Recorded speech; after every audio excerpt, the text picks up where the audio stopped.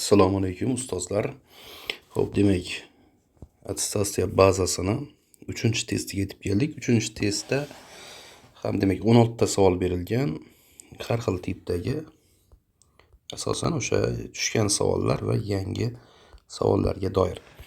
Xo'p, birinchi savoldan boshlaymiz. Demak, bu yangi savol, ya'ni o'zim tuzgan savollardan. Xo'p, demak, bizda ifodani soddalashtirish berilyapti. Bunga doir misollar ham albatta statsiyada tushadi. O'shaning uchun yangi savollar ichiga kiritganman.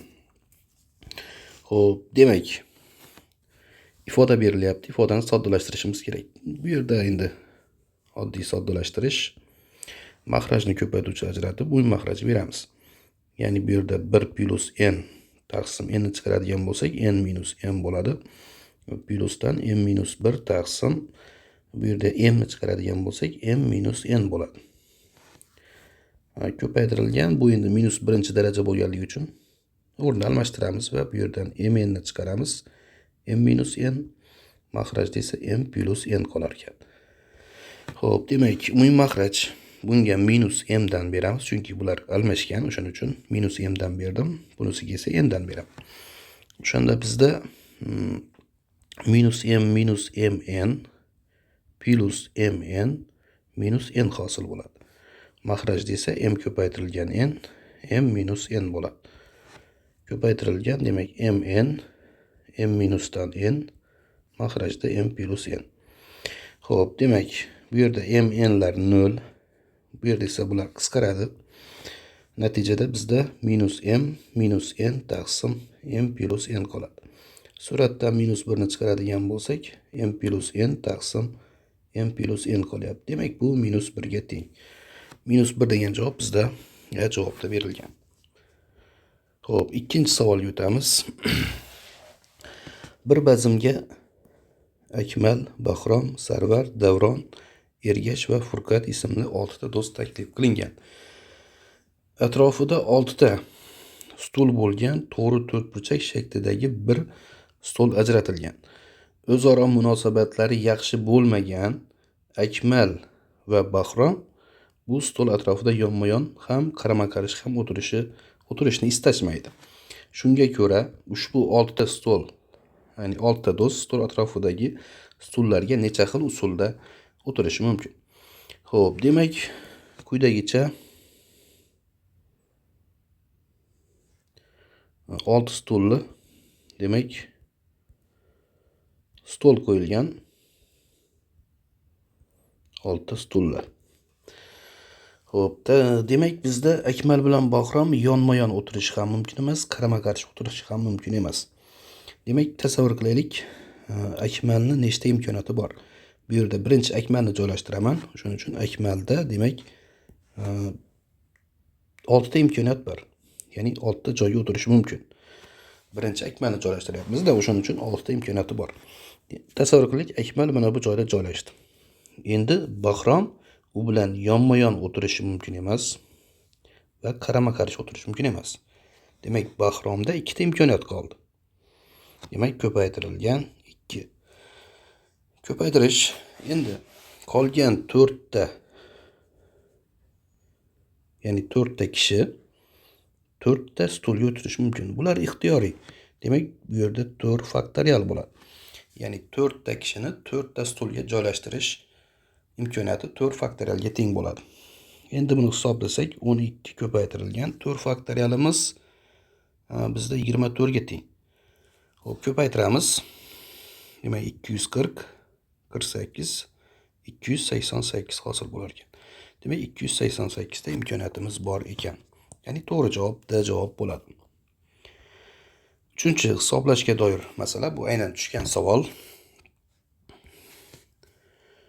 Buni bajaramiz. Davriy kesirga doir ekan. Xo'p, demak, bu yerda 4 dan 7 ko'paytirish qilaman. Bu 1,125 9 taqsim 8 ga teng. Ko'paytirish bo'lsa 8 taqsim 9 bo'ladi. Minusdan 1,175 ham 7 taqsim 4 ga teng bo'ladi. Ko'paytirish qilamiz. 0,6, bu 6 taqsim 9, ya'ni 2 taqsim 3 ga teng bo'lyapti. Endi 3 taqsim 2 bo'ladi, chunki bo'lishni ko'paytirishga aylantirdim. ko'paytirilgan bu 7 dan 12 bo'ladi. Plus 2,8 davrda 3, ya'ni 2 butun bu 90 dan 83 minus 8 ga teng. Xo'p, davom ettiramiz. Bu yerda bir xil ko'paytuvchi hosil bo'lib qoldi. Shuning uchun 7 taqsim 4 ni qavs tashqariga chiqaradigan bo'lsak, bizda 8 taqsim 9 minus 3 taqsim 2 hosil bo'lyapti. Ko'paytirilgan 12 taqsim 7. Plusdan demak 2,90 dan 75. Xo'p, bunga 2 tadan, bunga 9 tadan makhraj beradigan bo'lsak, bizda 7 taqsim 4 ko'paytirilgan minus demak 16 dan 27 ni ayiramiz, minus 11 taqsim 18 bo'lar ekan. Ko'paytirilgan 12 taqsim 7. Plusdan demak 2 butun bu ikkalasi 15 ga qisqaradi. 5 taqsim 6 hosil bo'ladi. Xo'p, 4 bilan 12 3 qoladi, qisqarsa bu yerda 6 qoladi. 7lar qisqaradi. Demak minus 11 taqsim 6 bo'lar ekan. Bu kasrni noto'g'ri kasrga o'tkazsak 6 dan 17 bo'ladi. Demak yig'indisi 6 taqsim 6 ga teng bo'lyapti. Bu esa 1 ni beradi. Xo'p, javoblar ichida 1 degan javob yo'q deb o'ylashingiz mumkin, lekin aslida bor. Bu B javobda berilgan. Ya'ni 91 taqsim 91.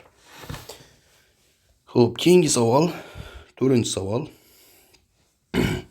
Bir biologiya laboratoriyasida talabalar bir qurbaqani harakatini kuzatdilar.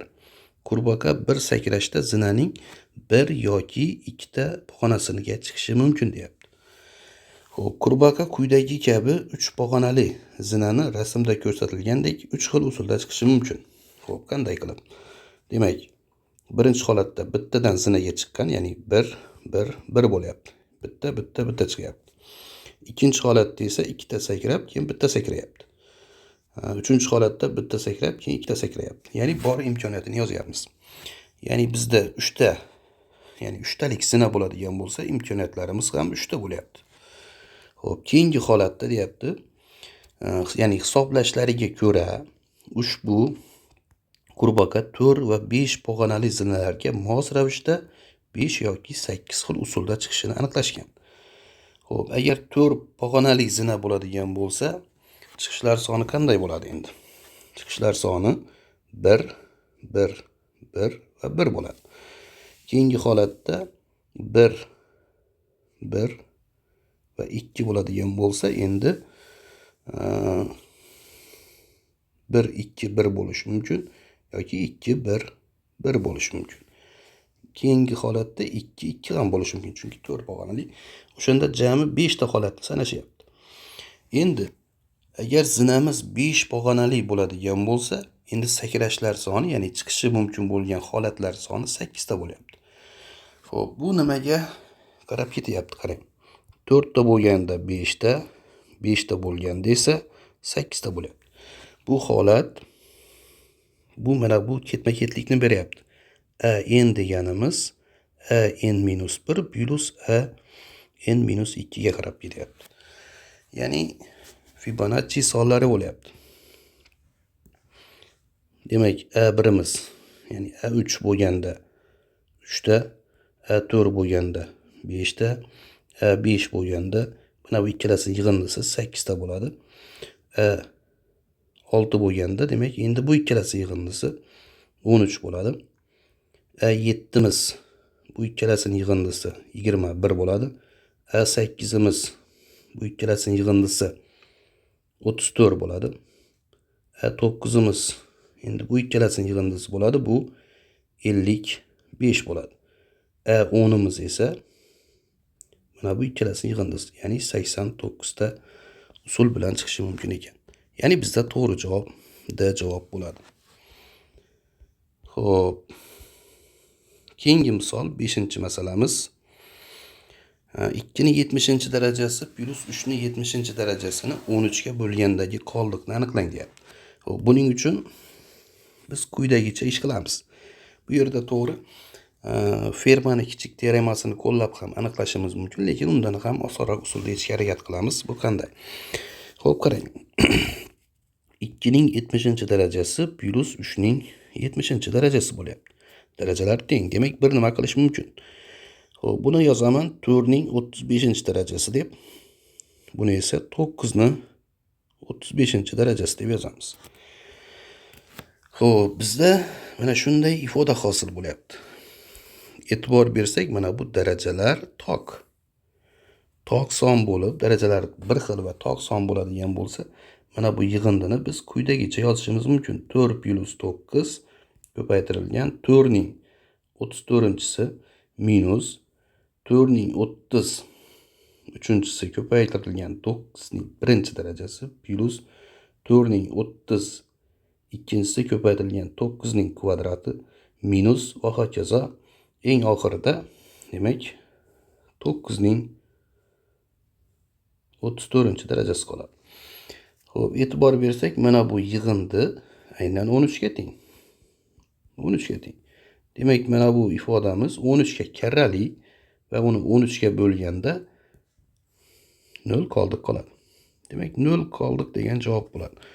Ya'ni to'g'ri javob D bo'ladi. 6-savol. E kub va E kubga doir masala. X va Y sonlar o'zaro tub sonlar. Mana shu joyi muhim. X va Y o'zaro tub son bo'ladigan bo'lsa, demak ularning E kubi 1 ga teng bo'ladi. E kubi esa ularning ko'paytmasiga teng bo'ladi. Ya'ni X ko'paytirilgan Y bo'ladi. Bizda E kub 378 ga teng deyapti. Demak ularning ko'paytmasi ham 378 ga teng.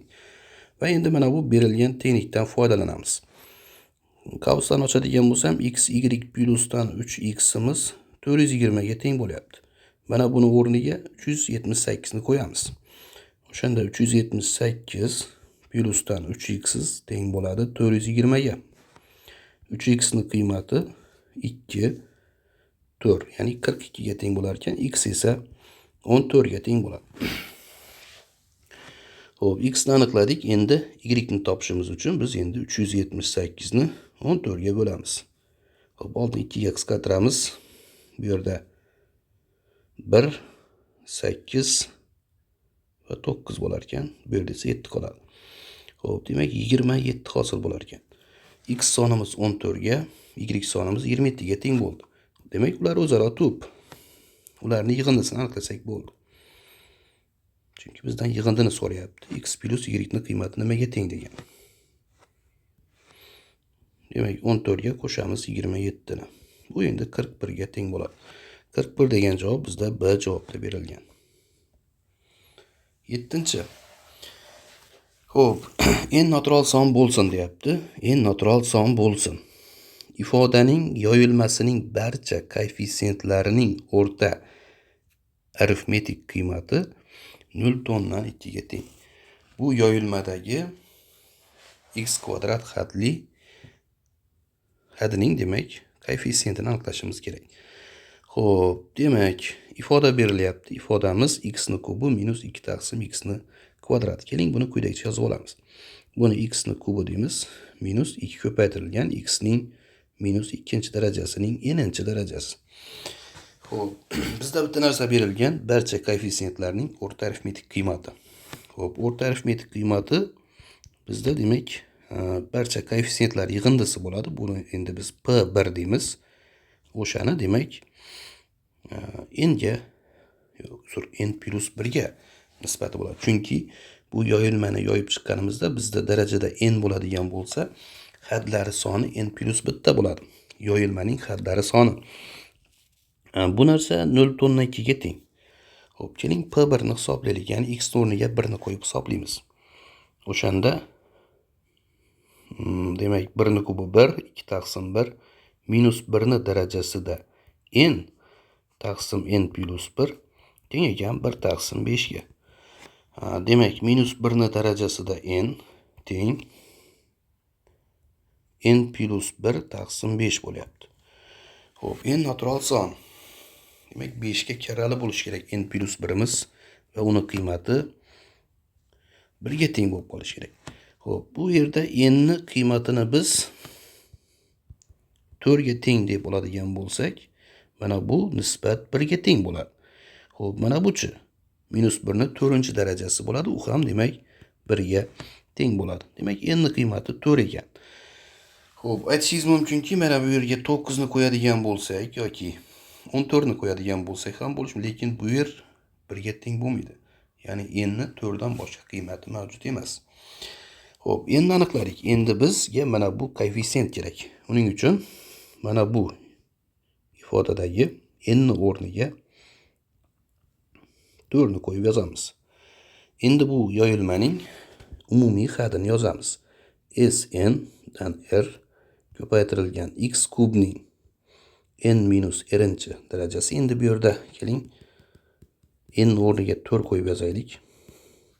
Bu yerda demak 4, bu yerda r.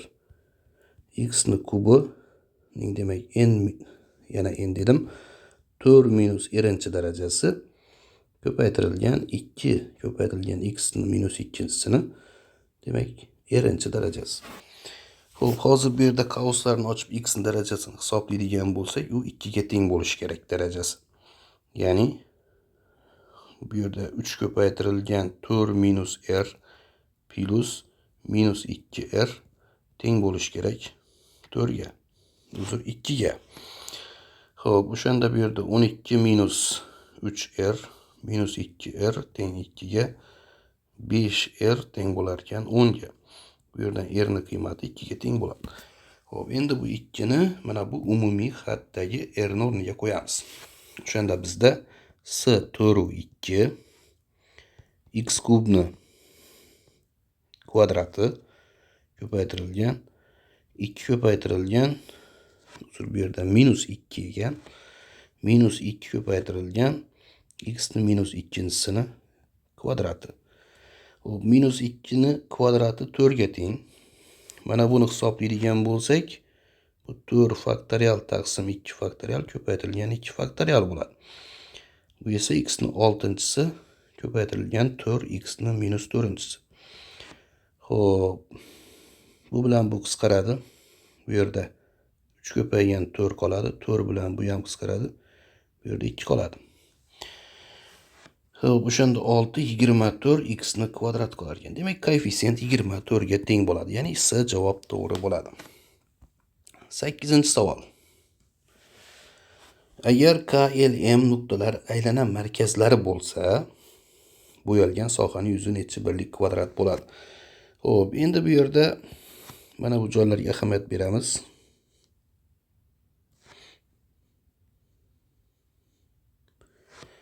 Ikkita yarim aylana va ikkita chorak aylana bor. Mana bu sohani yuzini qandaydir A bilan belgilasak, bu yer ham A ga teng bo'ladi. Bu yerning yuzini B bilan belgilaymiz, bu yer ham B ga teng. Xo'p, demak, A ni aniqlashimiz uchun mana bu chorak doiradan, mana bu chorak doiramizdan, demak, mana bu yarim doira yuzini ayirib tashlashimiz kerak. Xuddi shunday bu tomonda ham o'sha narsani o'zi bo'lyapti. Ya'ni biz 2A ni aniqlashimiz kerak. Bu yerda bular shart emas. 2A ni aniqlashimiz kerak. 2Amiz teng bo'ladi. Demak, 2 ko'paytirilgan chorak doira. Radiuslarga keladigan bo'lsak, radiuslar ham kerak-da bizga. Kataklar sondan kelib chiqadi bu. Bu yer 3 ga teng, bu yer esa 1, 2, 3, 4, 5, 6 ga teng bo'lyapti. Demak, pi ko'paytirilgan 6 ni kvadrati, ya'ni 36 taqsim 4, chunki chorak doira. O'shandan ayiramiz yarim doira yuzini. Pi ko'paytirilgan 3 ni kvadrati taqsim 2 ni. Demak, 2 ko'paytirilgan, bu yerda 9 pi bo'lar ekan, bu yerda esa 9 taqsim 2 4,5 pi bo'ladi. O'shanda 2 ko'paytirilgan 4,5 pi, bu esa 9 pi ga teng bo'ladi. Ya'ni 9 pi degan javob bizda S javobda berilgan. Keyingi savolga o'tamiz. 9-masala. Xo'p, rasmda balandligi 18 cm va asosining yuzlari teng bo'lgan piramida va prizma idishlar tasvirlangan. Demak, piramidani balandligi bor. Uni balandligi 18 ga teng. Va uni asosining yuzi bilan mana bu prizmani asosining yuzi bir xil ekan. Ya'ni asos yuzlari teng deyapti. Keling, mana buni S asos deb oladigan bo'lsak, buni ham S asos deb olamiz. Xo'p, piramidamiz suvga to'la. O'sha piramida ichidagi suvni to'ldirib deyapti, ya'ni idishni to'ldirib prizmaga qo'yadigan bo'lsak, u qandaydir x balandlikni egallar ekan. Mana bu x balandlikni egallaydi. O'sha x ni qiymatini aniqlashimiz kerak. Xo'p, buning uchun biz piramidani hajmini aniqlaydigan bo'lsak, uning ichidagi suvni ham hajmini aniqlagan bo'lamiz. Demak, piramidamizning hajmi 1/3 ko'paytirilgan s asos ko'paytirilgan balandligi. Balandligi 18 ga teng. Bular qisqaradi, demak bu 6s asosga teng bo'ladi. Xo'p, endi mana shu to'la suv mana bu idishga quyildi. Idish ichidagi suvni hajmi suv deb qo'yamiz. S asos ko'paytirilgan x bo'ladi. Biz mana bu ikkalasini tenglashtiradigan bo'lsak, x ni qiymatini aniqlaymiz. Ya'ni 6s asos teng s asos ko'paytirilgan x. Bular qisqaradi, x ni qiymati 6 ga teng bo'ladi. Ya'ni B javob to'g'ri bo'ladi. 10-chi. Shaklda 1/5 oralikda bir-biriga mos bo'lgan fx funksiyaning grafigi berilgan. Xo'p, moviy, ya'ni mana bu ko'k rangli hududning maydoni 7 ga teng deyapti. Shunga ko'ra mana bu integralni qiymatini toping deyapti. Bu endi bilamizki, bizda agar 1 dan 5 gacha fx dx deb berilgan bo'lsa, bu mana bu maydonning yuzi bo'lib qoladi. Agar teskarisini yozgan bo'lsa, f-1 x dx deb yozilgan bo'lsa, bu endi mana bu maydonning yuzi hisoblanadi. Ya'ni y o'qi bo'yicha proyeksiyasi bo'ladi. Bu esa x o'qi bo'yicha proyeksiyani ifodalaydi. Demak,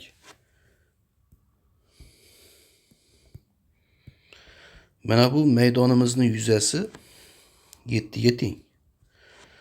Buni noma'lum s deb olamiz, chunki o'shani topishimiz kerak biz. Bu yoq esa kvadratlardan iborat. Ya'ni katta kvadrat berilgan bizda va mana bu kichik kvadrat berilgan. Kichik kvadratimizning yuzasi 1 ni kvadrati 1 ga teng bo'ladi. Xo'p, endi 1 plus s plus 7 bizda teng 5 ni kvadrati, ya'ni 25 ga teng bo'lyapti. Bu yerdan s ni qiymati 17 ga teng bo'ladi. Mana shunday oson masala bu. 11. Kuzda tushgan savollarimizdan 2024-yil mana shu masalani yechimini ko'ramiz. Xo'p, rasmda radiusi 1 sm bo'lgan 6 ta teng doiralar tashqi tomondan bir-biriga tegib berilgan. Shunga ko'ra bu doiralar tarang o'ralgan arqonning uzunligini toping. Bu yerda sal tushunarsiz bo'lib qolgan ekan, to'g'rilab qo'yamiz. Demak, xullas 6 ta doira bor. Bu doiralar bir-biriga tegib, ya'ni urinib turibdi va ularni o'rab turgan arqonning uzunligi kerak bo'lyapti bizga. Tarang o'ralgan, ya'ni eng kamida deyapti, o'shaning uchun o'sha arqon uzunligini aniqlashimiz kerak. Xo'p, buning uchun nima qilamiz?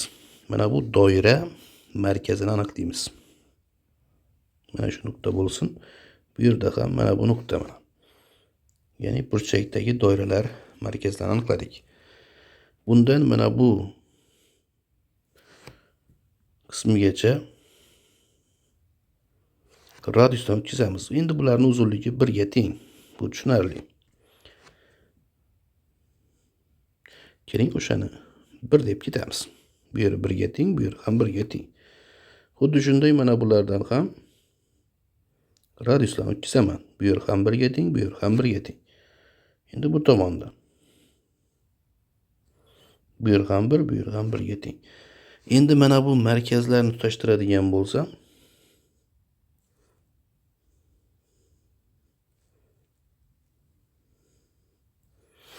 mana bu kesmalarning uzunliklari hosil bo'ladi. Bu yer 1, bu yer 2, bu yer 1. 1, 2, 1. 1, 2, 1. Demak, mana bu kesmani uzunligi, arqonning bir qismining uzunligi 4 ga teng bo'lyapti. Bu ham demak 4 ga teng. Bu ham 4 ga teng.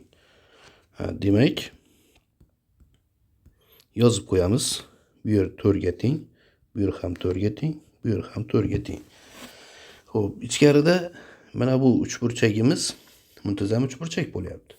Demak, uning burchaklari 60 gradusdan bo'ladi. 60 gradus, bu yer ham 60 gradus, bu yer ham 60 gradus. Endi bu yerlar 90, bu tushunarli. 90 gradusdan bo'ladi bular. Natijada mana bu burchagimiz 120 gradus bo'ladi. Bu yer ham 120 bo'ladi. Bu yerimiz ham 120 bo'ladi. Endi mana bu yoylarga e'tibor bering. Bu aylanani 3dan 1 bo'lagi, chunki 120 gradusni tortib turibdi. Mana bu yoyimiz ham aylanani 3dan 1 bo'lagi. Mana bu yoyimiz ham aylanani 3dan 1 bo'lagi. Demak, mana bu 3tasi, keling buni L1, L2, L3 deymiz. Uchalasini yuzasi, uzunligi uzr, uchala yoyning uzunligining yig'indisi bitta aylana uzunligiga teng bo'lyapti.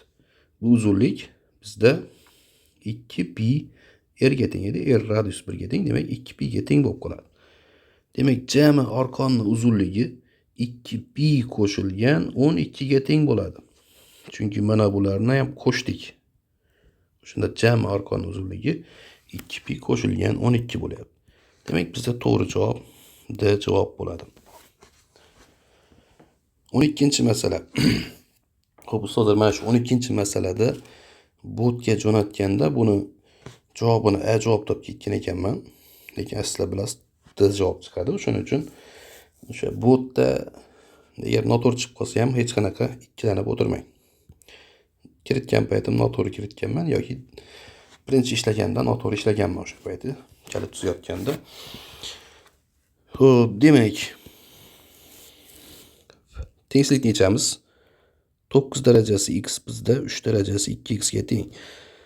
Plyusdan 3 darajasida 2x minus 1 kichik 2 darajasida x plus 3,5 minus plus bo'lar ekan, uzr, 2 darajasida x plus 0,5. Xatma-xat bo'ldim bularni.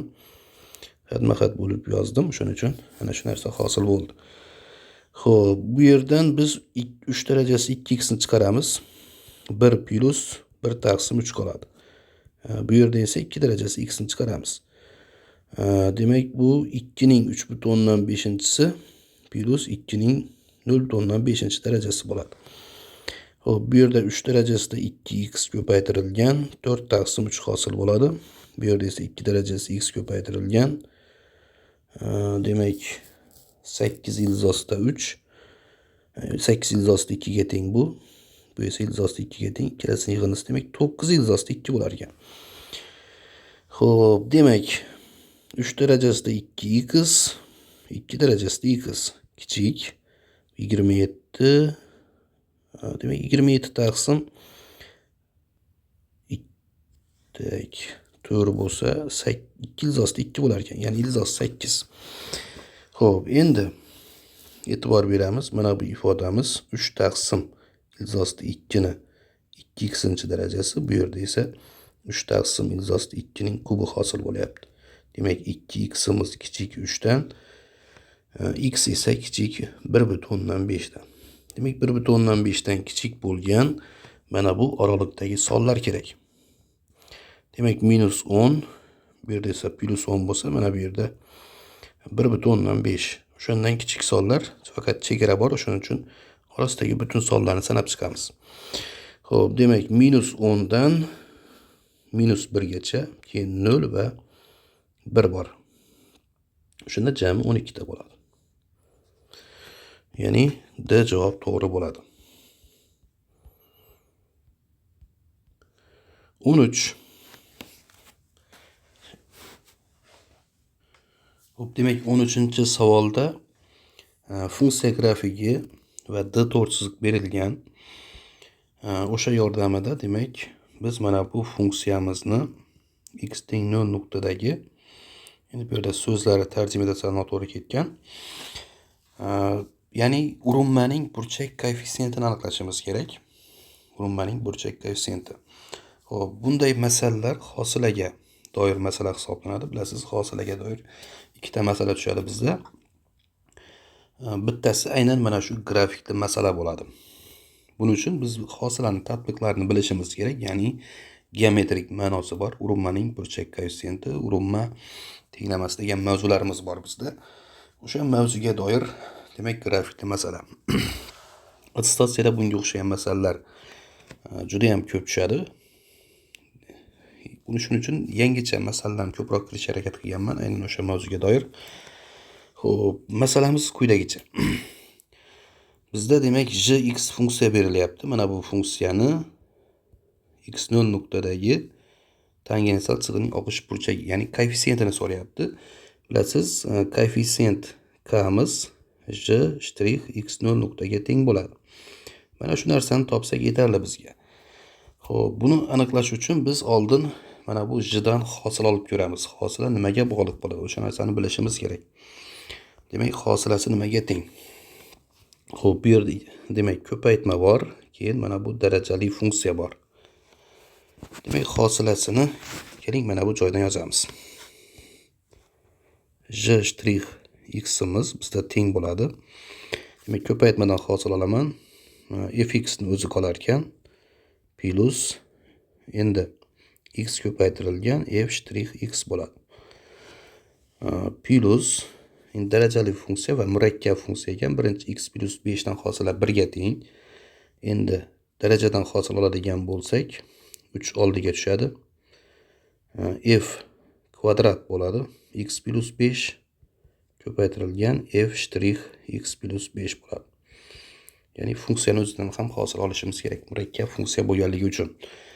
Va endi bizda x0 nuqtamiz 0 ga teng. X o'rniga 0 qo'yamiz. O'shanda j' 0imiz teng bo'ladi. Demak, f0 plus mana bu qismi 0 bo'lib ketar ekan, chunki x o'rniga 0 qo'ysak ko'paytma 0 bo'ladi. Plus 3 ko'paytirilgan f kvadrat 5 ko'paytirilgan, demak f'(5).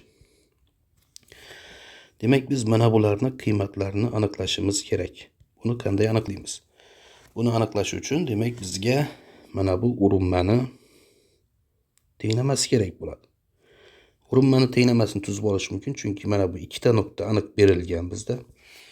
Ya'ni urinmamiz y teng kx plus b ko'rinishda bo'ladigan bo'lsa, bu funksiya 0 da 2 bo'lyapti, keyin minus 3 da 0 bo'lyapti. Mana shu nuqtalardan foydalanib k va b ni qiymatini aniqlaymiz. Xo'p, demak 0 ni qo'ysak 2. Bu degani b teng 2 ga. Minus 3 ni qo'ysak 0. Minus 3k plus b teng 0. Demak, b ni 2 ekanligidan k ni qiymati 2/3 bo'ladi. Bu tushunarli. Endi y ni, ya'ni urinmani tenglamasi 2/3 x plus 2 ekan. Ya'ni mana bu urinmamiz 2/3 x plus 2 ga teng. Xo'p, endi bundan esa f'0 yoki f0. F0imiz o'zi aniq edi bizda. Chunki ikkalasi ham mana shu nuqtadan o'tgan, funksiyani o'zi ham aynan shu nuqtadan o'tyapti. O'shaning uchun f0imiz 2 ga teng ekanligini bilamiz. Va f5dachi? F5dagi qiymatini aniqlash uchun bizda koordinata berilmagan. Bu narsani biz mana bu yerda aniqlab olamiz. Ya'ni urinma x teng 5 nuqtada qanday qiymatga erishsa, funksiyamiz ham aynan shu qiymatga erishadi.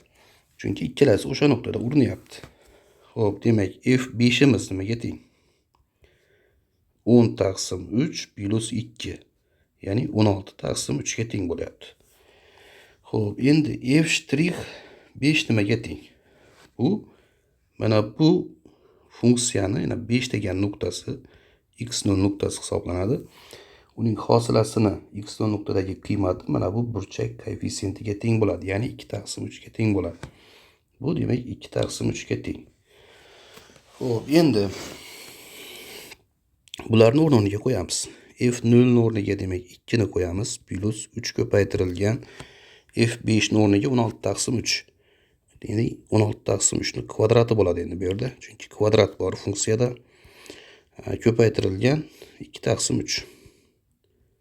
Xo'p, bu yerda 3lar qisqarsin. 2 plus bu yerda 9, Bu yerda esa 256. Bunga yana 2 ni ko'paytiramiz. Demak 512 bo'ladi. Bunga 9 tadan makhraj bersak 18, demak 530 taqsim 9 ga teng bo'lib qoladi. Ya'ni bizda A javob to'g'ri bo'ladi. 14. Yarim aylanaga romb shunday chizilganki, rombning bir uchi aylana markazida, qolgan uchlari esa aylanada yotadi. Yarim aylana bilan chegaralangan soha yuzini romb yuziga nisbatan toping. Ya'ni yarim aylana yuzini, ya'ni yarim doira yuzini romb yuziga nisbatan so'rayapti. Xo'p, demak chizmasini chizamiz.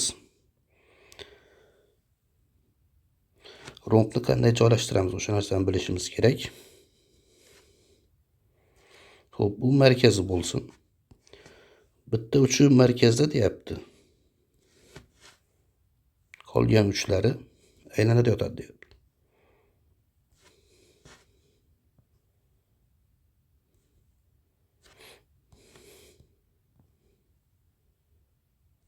Mana shu ko'rinishdagi romb mana.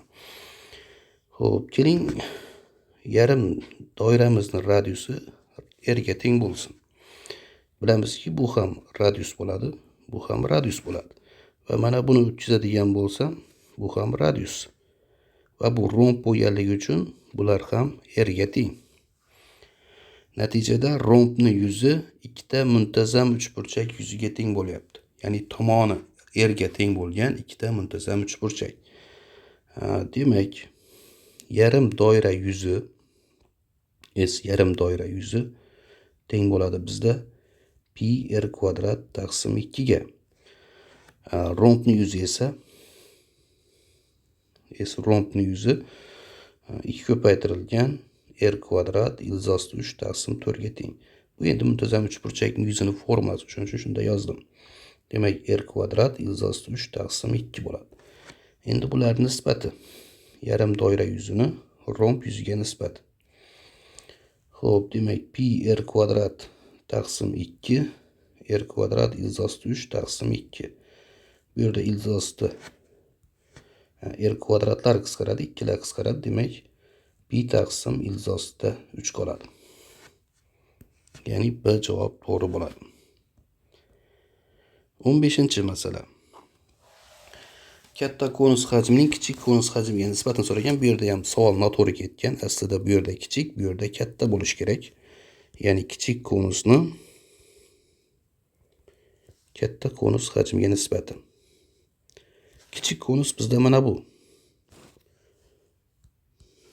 Mana bu konusimiz kichik konus bo'lyapti. Katta konus esa mana bu bo'lyapti. O'shani nisbatan so'rayapti. Hajmlar nisbati. Bu endi mana bu nuqtamiz, balandligimiz teng 2 ga bo'lingan. O'shandan foydalanib V1 ni aniqlaydigan bo'lsak, ya'ni biz mana buni V1 deb olamiz, kattasini V2 deb olamiz. V1 taqsim V2 bu teng bo'ladi h ni 2h ga nisbatini kubiga. Chunki bilasiz, fazoviy shakllarda hajmlar nisbati mos tomonlar yoki mos o'lchamlar nisbatini kubiga teng. Bu esa 1 taqsim 8 ga teng bo'lyapti. Ya'ni S javob to'g'ri bo'ladi. 16. Radiusi 4/3 yarim sharga ichki chisilgan eng katta hajmli silindr hajmini aniqlang. Xo'p, eng katta hajmli mana shunday masalalar eng qiyin masalalar hisoblanadi geometriyada. Yarim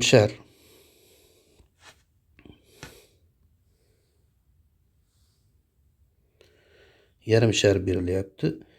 Yarim sharga biz silindrni chizyapmiz.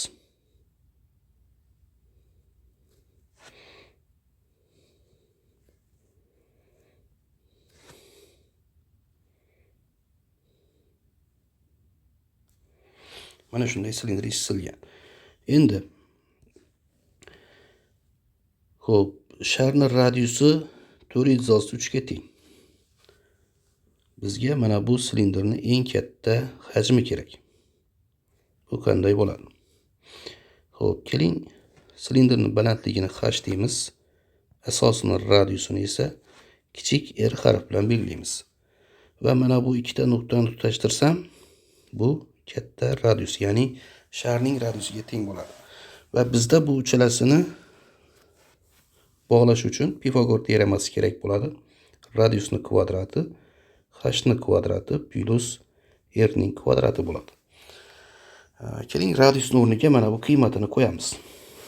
O'shanda 16 48 bo'lar ekan, h kvadrat plus r kvadrat. Bu yerdan r kvadratning qiymati 48 minus h kvadrat bo'ladi. Endi silindrning hajmi va silindr pi r kvadrat ko'paytirilgan h ga teng. Xo'p, r kvadratning o'rniga bu ifodani qo'yadigan bo'lsak, bizda pi ko'paytirilgan 48 minus h kvadrat ko'paytirilgan h bo'ladi. Bundan esa pi ko'paytirilgan 48h minus h ning kubi bo'ladi. Xo'p, eng katta hajmli deyapti. O'shaning uchun bu yerda hosilani qo'llaymiz. Hosil oladigan bo'lsak, pi ko'paytirilgan 48 minus 3h kvadrat bo'ladi.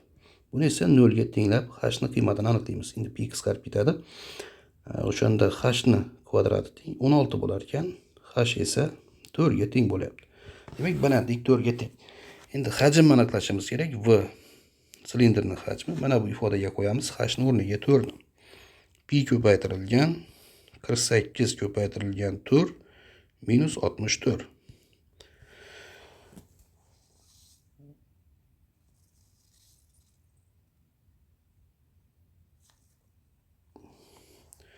Xo'p, 48 ni 4 ga ko'paytiramiz. 2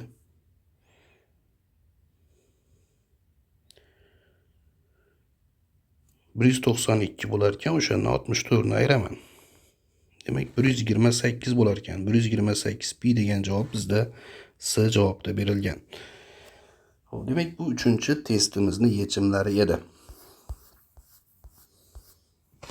Agar savollarda qandaydir muammo yoki kamchilik topsangiz yoki qaysidir joyga tushunmay qolgan bo'lsangiz, bemalol guruhga yozib so'rashingiz mumkin, ustozlar.